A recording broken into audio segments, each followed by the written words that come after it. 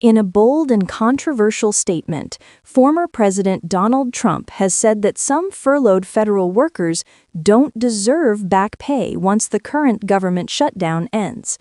His comment has reignited political tension in Washington and raised serious questions about how the White House plans to handle compensation during this ongoing standoff.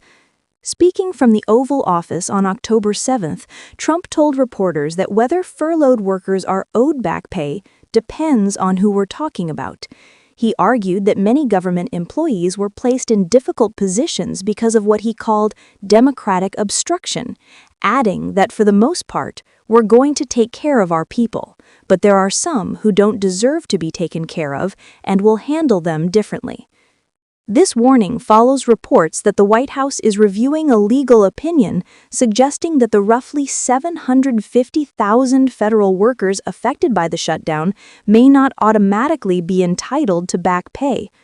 This new interpretation directly challenges the Government Employee Fair Treatment Act of 2019, which clearly mandates that furloughed workers must be paid once funding is restored.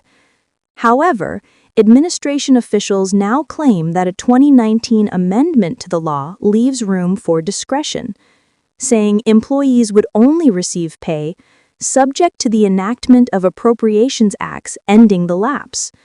In simpler terms, it means Congress must pass new funding legislation before workers can be compensated. This stance contradicts earlier guidance from the Office of Personnel Management, which assured federal employees that they would receive retroactive pay once the shutdown ended. Many legal experts warn that the White House's new approach could lead to lawsuits and deepen the crisis. Meanwhile, Trump has also hinted at a sweeping plan to cut what he calls Democrat agencies, pursue mass layoffs, and eliminate certain federal programs altogether. When asked whether the administration has already identified which departments would be targeted, Trump replied, "Oh sure, we'll be announcing it pretty soon." The Office of Management and Budget Director Russell Vought recently told Republican lawmakers that layoffs could begin within days, though so far no official firings have occurred. Still, Trump said that if Congress fails to reach a deal within the next few days, thousands of workers could lose their jobs permanently. Democrats have strongly pushed back. Senator Chris Van Hollen of Maryland accused the former president of fear-mongering, saying that Trump wants a blank check for lawlessness and that Democrats will not be intimidated.